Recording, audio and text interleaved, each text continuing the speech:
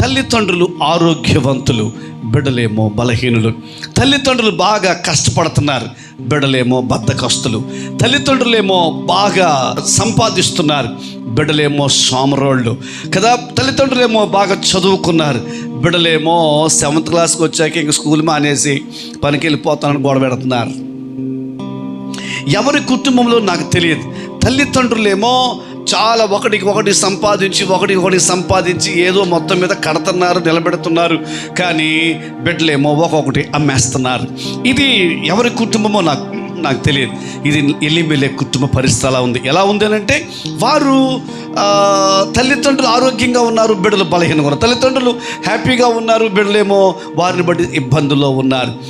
ఈ రాత్రి అలాంటి ఒక శాపగ్రస్తమైనటువంటి కుటుంబం అయిపోయింది వాళ్ళది. అందుచేతనే కరువు రాగానే మంచి తల్లి మంచి తండ్రికి అంతకన్నా ఏం చేస్తారండి?